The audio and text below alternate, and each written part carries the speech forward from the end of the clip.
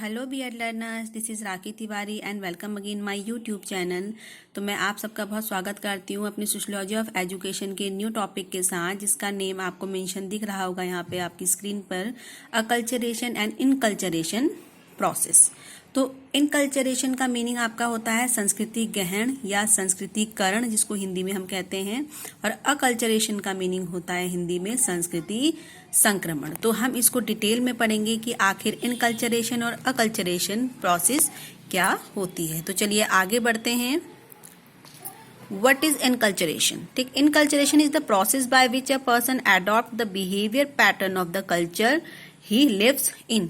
तो इनकल्चरेशन यानी कि हिंदी में जिसको कहते हैं संस्कृति ग्रहण या संस्कृतिकरण, वो एक ऐसी प्रोसेस होती है जहां पर एक पर्सन अपने जो बिहेवियर पैटर्न होता है कल्चर का, उसको वो अडॉप्ट करता है और जिस कल्चर में वो रहता है, यानी कि जिस कल्चर में वो रहता है या निवास करता है, उस कल्चर का वो क्या करता है, बिहेवियर पैटर्न को वो अडॉप्ट करता है, वही हमारा इनकल्चरेशन कहलाता है। हम ये कहेंगे कि अपने ही कल्चर में चीज़ों को सीखता है, अपने ही कल्चर के बिहेवियर पैटर्न को यहाँ पर वो सीखता है, तो उसको ही कहा जाता है इनकल्चरेशन। ठीक है, आगे बढ़ते हैं। अगर हम इसके डेफिनेशन की बात करें तो definition according to E Adamson ने दी है। उन्होंने कहा है, enculturation both a conscious and unconscious condition process whereby a man, child and adult achieve competence in his culture, internalizes his culture and become thoroughly enculturated. ठीक, तो इन्होंने कहा है, एडमसन ने कहा है कि इनकल्चरेशन यानी कि संस्कृति ग्रहण और संस्कृतिकरण एक ऐसी प्रोसेस होती है जिसमें व्यक्ति क्या करता है, as a man, as a child और एज अ अडल्ट होकर कॉम्पिटेंस, अपने कल्चर की कॉम्पिटेंस को सीखता है, उसे इंटरलाइज करता है, और किस प्रोसेस में, किस कंडीशन में, conscious and unconscious both condition में। तो इनको वो सीखता है और साथ में वो क्या बन जाता है, फिर एक इनकल्चर्ड प्रोसेस के अकॉर्डिंग वो एक कल्चर्ड पीपल वहां पर बन के निकल के आता है। तो कहने का तात्पर्य यहाँ पे सिंपली है कि जब व्यक्ति अपने ही कल्चर में, जिस कल्चर में वो निवास करता है, उसी कल्चर में जब वहाँ का बिहेवियर पैटर्न को सीखता है, कॉन्शियस एंड अनकॉन्शियस कंडीशन दोनों में, तो उसको कहा जाता है कि वो हमारा इनकल्चरेशन प्रोसेस है। अब हम इसके नेचर एंड इम्पॉर्टेंस की बात करते हैं। तो inculturation is the product of learning. तो ये एक कैसा प्रोडक्ट कहा जाता है, आपका अधिगम का एक प्रोडक्ट कहा जाता है, क्योंकि इसमें हम क्या करते हैं, अपने कल्चर की बहुत सी चीज़ों को, उसके पैटर्न को, बिहेवियर किस तरीके से करना है, उसके नॉर्म्स, इसको हम यहाँ पर सीखते हैं।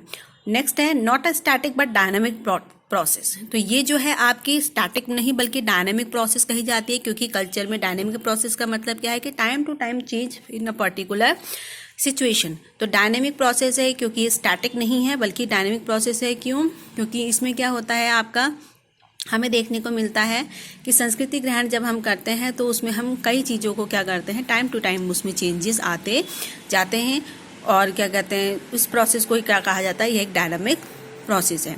Take place through conscious and unconscious mode, यानी कि जैसे हमने पहले भी कहा है कि इसमें जो भी बिहेवियर पैटर्न को सीखता है व्यक्ति, वो किसके थ्रू सीखता है, कॉन्शियस एंड अनकॉन्शियस मोड दोनों में यहाँ पर वो सीखता है। नेक्स्ट है, called as, it is called as a culture sometime, it means exchange of culture from one generation to another generation. कई जगह पे या कई समय इसको अकल्चरेशन यानी कि संस्कृति संक्रमण भी कह दिया जाता है, जिसका मीनिंग क्या होता है कि हम क्यों इसको ऐसा कहा जाता है, क्योंकि हम इसमें क्या करते हैं कि अपने ही कल्चर की चीज़ों को सीखते हैं। तो अपने कल्चर की चीज़ों को कैसे सीख रहे हैं कि वन जनरेशन से हम दूसरी जनरेशन तक उसको, अपनी कल्चर की जो भी थॉट हैं, आइडियाज़ हैं, नॉर्म्स हैं, उसको आगे पहुंचाते हैं। तो इस कारण से इसको कई बार इसको अकल्चरेशन प्रोसेस भी कहा जाता है।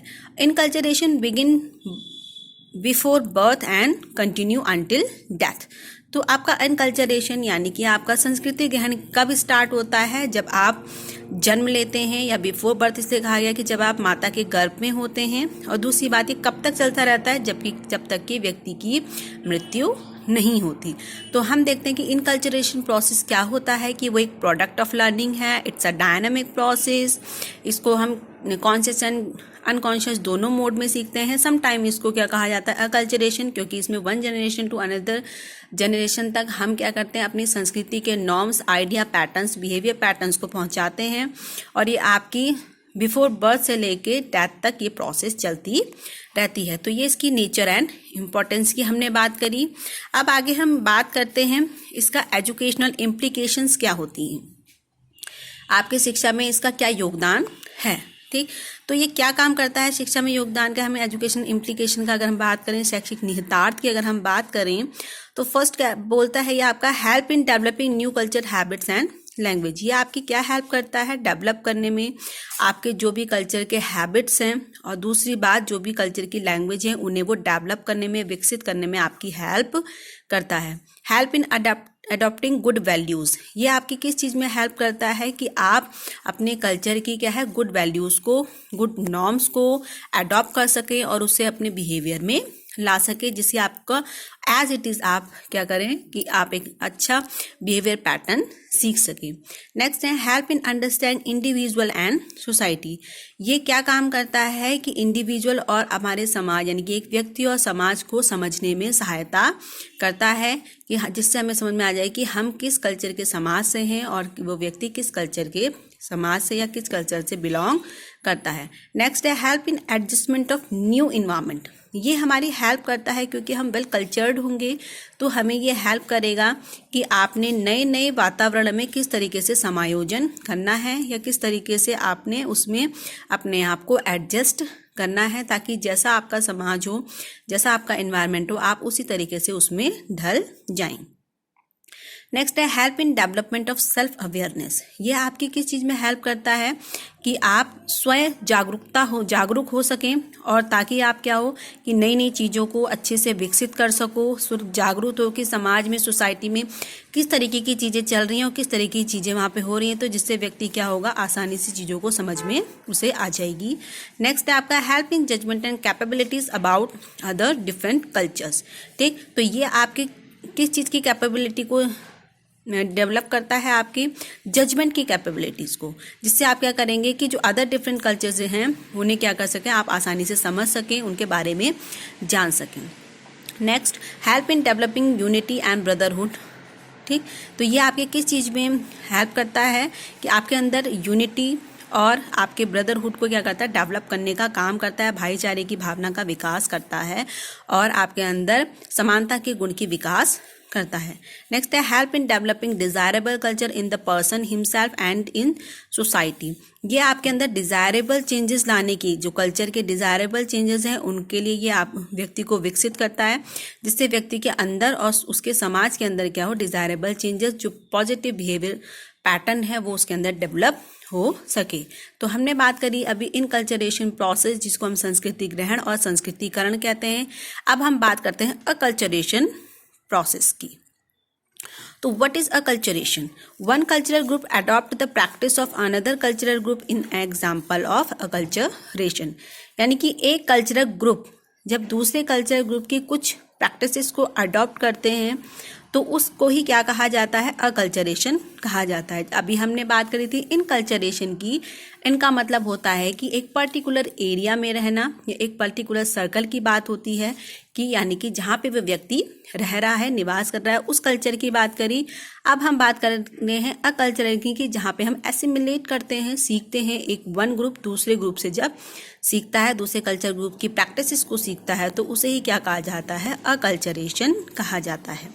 अगर हम इसकी डेफिनेशन की बात करें तो acculturation means a cultural unit that is passed from one person to another by non genetic means. ठीक, यानी कि एक ऐसी यूनिट कहा जाता है संस्कृतिकरण की, हम कहेंगे कि संस्कृति की एक ऐसा यूनिट जिसके अंदर हम क्या सीखते हैं, वैल्यू और पैटर्न ऑफ बिहेवियर सीखते हैं, जो कि क्या कहते हैं, कहाँ से पास होता है, वन पर्सन से अनदर पर्सन, जो कि हम क्या करते हैं, इमिटेशन यानी अनुकरण करके सीखते हैं, उसे ही अकल्चरेशन प्रोसेस कहा जाता है। Acculturation means the adaptation of the behaviour pattern of the surrounding culture. यानी कि आपका संस्कृति संक्रमण क्या है, उसका मीनिंग क्या है कि हम अडॉप्ट करते हैं बिहेवियर पैटर्न को जो कि हमारे सराउंडिंग कल्चर में चल रहा है, या हम कहेंगे कि जो कि हमारे सराउंडिंग इन्वायरमेंट में चल रहा है, उसे ही अकल्चरेशन प्रोसेस या संस्कृति संक्रमण कहा जाता है। जैसे कि हम संक्रमण का नाम ले रहे हैं, इट मीन्स तो हम सिर्फ एक कल्चरल ग्रुप की बात यहाँ नहीं करते हैं, बल्कि हम बहुत सारे कल्चरल ग्रुप से जब हम अलग अलग चीज़ों को सीखते हैं, अडॉप्ट करते हैं, तो यहाँ पे उसको संक्रमण नाम तब दिया गया है, यानी कि उसे अकल्चरेशन प्रोसेस इसलिए कहा गया है। नेक्स्ट हम बात करते हैं कैरेक्टरिस्टिक्स ऑफ अकल्चरेशन। ठीक, यानी कि इसकी क्या क्या विशेषताएं हैं। पहली विशेषता है कि it is a unidirectional process. ठीक, तो ये क्या है आपकी यूनिडायरेक्शनल प्रोसेस। यूनिडायरेक्शनल प्रोसेस कहा जाता है कि यानी कि ये क्या विभिन्न भिन्न हमें देखने को मिलते हैं कि इसका जो डायरेक्शन हम कहेंगे कि वो एक ही वे में नहीं चलेगा, बल्कि आपका क्या किस वे में चलेगा कि हम कल्चर के एक यूनिडायरेक्शनल की प्रोसेस की तरफ इसको हम आगे बढ़ते हैं। नेक्स्ट है it is a second cultural learning. इसको सेकंड कल्चरल लर्निंग इसलिए कहा जाता है क्योंकि फर्स्ट कल्चरल लर्निंग क्या होता है आपका इन कल्चरल होता है, जहाँ पे हम पर्टिकुलर एक ग्रुप के यानी कि जिस कल्चर ग्रुप में हम निवास करते हैं उसके बिहेवियर पैटर्न को सीखते हैं। इसको सेकंड कल्चरल लर्निंग इसलिए कहा जाता है क्योंकि हम इसमें दूसरे कल्चरल ग्रुप की कुछ बिहेवियर प्रैक्टिसेस को और बिहेवियर पैटर्न को वहाँ पर हम अडॉप्ट कर रहे हैं। It is the learning of appropriate behaviour of one host culture. ठीक, ये क्या है आपकी एक लर्निंग कही जाती है कि आप एक होस्ट कल्चर यानी कि किसी एक कल्चर का जब आप क्या करते हैं उसके बिहेवियर को वहाँ पे सीख रहे हैं, उसके कल्चर के बिहेवियर को अडॉप्ट कर रहे हैं, एप्रोप्रिएट बिहेवियर जो है उसको अडॉप्ट कर रहे हैं, तो उसको क्या कहा जाएगा यहाँ पे कि होस्ट कल्चर की एक लर्निंग को आप सीख रहे हैं। It is Intel two way process by change research and theory contain with the focus on the adjustment and changes. तो ये कैसी है आपकी टू वे प्रोसेस कही जाती है, क्योंकि हम इसमें टू वे प्रोसेस लिए क्योंकि इसमें रिसर्च और थ्योरी दोनों का कंटेंट डेवलप होता है, जो कि किस चीज़ पे फोकस करता है कि व्यक्ति क्या कर सके समाज में एडजस्टमेंट और उसके समाज में डिफरेंट चेंजेस वहाँ पर देखने को मिल सके, लेकिन वो चेंजेस कैसे हों आपके डिज़ायरेबल वे में हमें वो चेंजेस देखने को मिले। तो हमने बात करी इसके कैरेक्टरिस्टिक्स की, क्योंकि क्या कहा जाता है ये यूनिडायरेक्शनल प्रोसेस है, ये सेकंड कल्चर लर्निंग है, और ये लर्निंग एप्रोप्रिएट जो आपके होस्ट कल्चर होता है उसके बिहेवियर पैटर्न को ये सीखता है, जो कि आपके लिए बहुत एप्रोप्रिएट लर्निंग हो। नेक्स्ट ये क्या रहता है टू वे प्रोसेस है, जो कि रिसर्च और थ्योरी जिसके अंदर कंटेंट हमें देखने को मिलता है, और ये किस चीज़ पे फोकस करता है हमेशा आपके कि व्यक्ति का एडजस्टमेंट और व्यक्ति के अंदर क्या हो डिज़ायरेबल चेंजेस देखने को मिले। अब बात करते हैं हम इसकी एजुकेशन इम्प्लीकेशंस की, यानी कि इसकी शैक्षिक निहितार्थ कौन कौन से हैं किसके अकल्चरेशन यानी कि संस्कृति संक्रमण के। ठीक, तो इसमें बात करते हैं हम सबसे पहली बात है कि help in social adjustment and assimilation. ये आपकी किस चीज़ पे हेल्प करता है कि आप सामाजिक समायोजन और सामाजिक हम कहेंगे एसिमिलेशन को ये सीख सके, यानी कि हम कहेंगे समायोजन की प्रक्रिया में ये कोई बाधा ना आए और आसानी से बच्चे क्या कर सके सोशल एडजस्टमेंट और एसिमिलेशन सीख सके। नेक्स्ट है help in selecting of the culture and value. ये आपकी क्या हेल्प करता है कि आपने एक होस्ट कल्चर जो भी है आपका जिससे आप अडॉप्ट करें उसमें आप क्या कर सकें एक कल्चर और उसकी वैल्यूज़ को सेलेक्ट कर सकें। नेक्स्ट है help in the leading cooperation attitude and relationship with society. ये आपकी क्या हेल्प करता है कि आप एक कोऑपरेशन एटीट्यूड और आपका जो सोसाइटी के साथ रिलेशन है उसे लीड करने का ये काम करता है, क्योंकि ये आपको सिखाता है कि आप एक समाज में डिफरेंट कल्चर्स हमें देखने को मिलते हैं और किस कल्चर से हम किन चीज़ों को अडॉप्ट कर रहे हैं जो कि आपकी बिहेवियर में डिज़ायरेबल चेंजेस ला सके। नेक्स्ट है आपका development of technical and skilful scientific skills. ठीक, तो यानी कि ये आपके अंदर क्या है टेक्निकल और साइंटिफिक स्किल को डेवलप करने का काम करता है। अब यहाँ पे टेक्निकल और साइंटिफिक स्किल्स की मतलब यहाँ पे यह है क्योंकि हम यहाँ पे दूसरे कल्चर ग्रुप की बात करते हैं उसके प्रैक्टिसेस की बात करते हैं, तो उसमें हमें टेक्निकल वे उसमें जो भी हम सेलेक्ट करेंगे अपने कल्चर वैल्यूज़ को किसको भी, तो उसके लिए हमें एक साइंटिफिक स्किल हमारे अंदर डेवलप होनी चाहिए कि आखिर इसको कैसे किस तरीके से अडॉप्ट किया जाए, ये किस तरीके से हमें हेल्प करेगा, क्या क्या इसकी पॉजिटिविटी है और क्या क्या इसकी नेगेटिविटी है। तो इसके अंदर हमें ये देखने को मिलता है कि टेक्निकल साइंटिफिक स्किल्स डेवलप होना ज़रूरी है। ठीक है, next development acquiring knowledge and skill. ये किस चीज़ में हेल्प करता है कि बच्चे के अंदर या एक व्यक्ति के अंदर क्या डेवलप करता है कि हम नॉलेज को और स्किल्स को क्या कर सकें एक्वायर कर सकें, अडॉप्ट कर सकें, जिससे कि हम नॉलेज में न्यू नॉलेज को हम कहेंगे कि न्यू नॉलेज और स्किल्स को डेवलप कर सकें और उसे समाज में एक अच्छे तरीके से ला के समाज को एक अच्छा समाज बना के सामने लाएं। Help in acquiring new knowledge, ये सेम हम कहेंगे कि न्यू नॉलेज की बात की गई है, यानी कि अगर समाज के उत्थान के लिए, समाज के विकास के लिए, सोसाइटी के डेवलपमेंट के लिए अगर कोई न्यू नॉलेज को इम्प्लीमेंट किया जाए, उसे एक्वायर करना पड़े, तो यहाँ पे हम उसको भी कर सकें।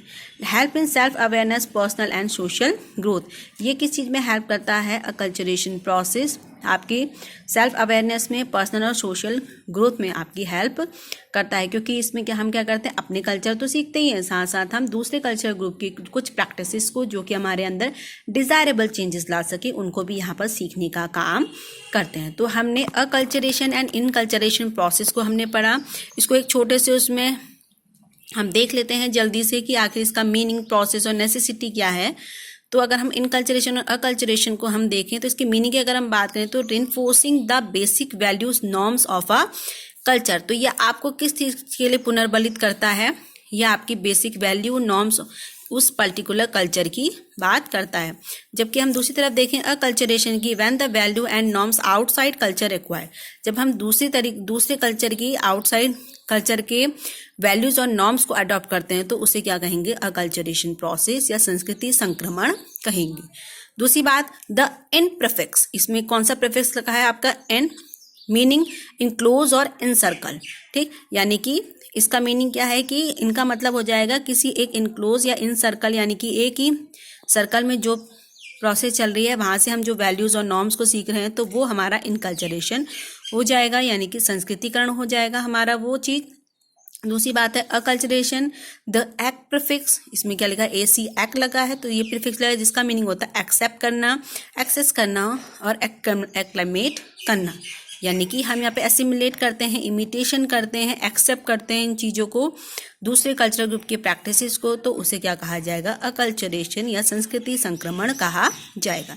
अब इसके हम प्रोसेस की बात करें तो it is very first familiarization process of a particular process, यानी कि ये क्या है? आपका वेरी फर्स्ट फेमिलाइजेशन है, यानी कि क्योंकि हमारी सोसाइटी में, हम जिस सोसाइटी में रह रहे हैं, जिस कल्चर में हम निवास कर रहे हैं, तो उसके लिए क्या है? फर्स्ट फेमिलाइजेशन प्रोसेस इसको कहा जाता है पर्टिकुलर पर्सन के लिए।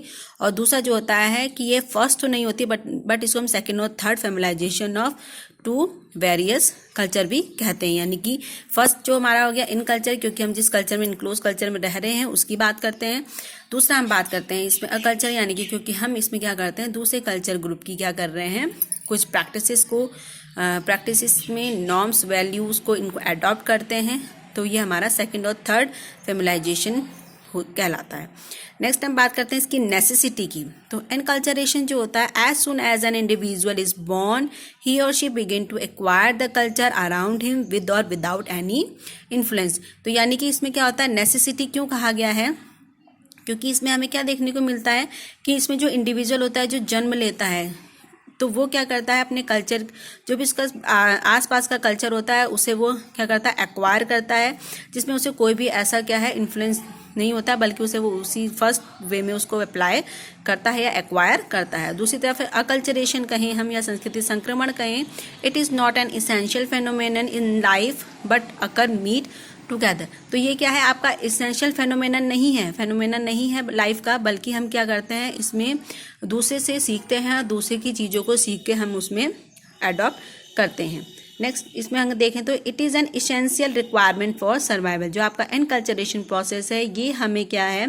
सोसाइटी में सर्वाइव करने के लिए हमें बहुत ज़रूरी है, और अकल्चरेशन प्रोसेस हमारे सोसाइटी में हमें सर्वाइव करने के लिए ज़रूरी नहीं है। तो इस तरीके से हमने आज बात करी आपकी एनकल्चरेशन एंड अकल्चरेशन प्रोसेस की, जिसमें हमने देखा इनकल्चरेशन का मीनिंग क्या होता है आपका, जब आप किसी पर्टिकुलर ग्रुप में रहकर आप क्या करते हैं?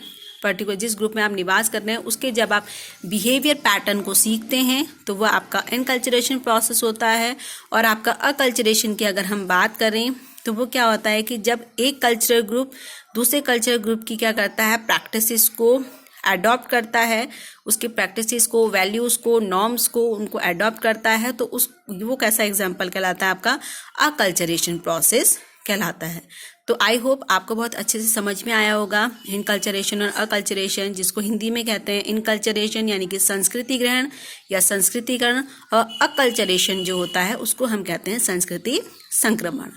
तो आपको मेरी वीडियो पसंद आई हो, समझ में आई हो, तो प्लीज़ अपने दोस्तों के साथ भी शेयर कीजिए ताकि उनको ये नोट्स आसानी से मिल सकें और वो अच्छे से इस प्रोसेस को समझ सकें। Thank you so much.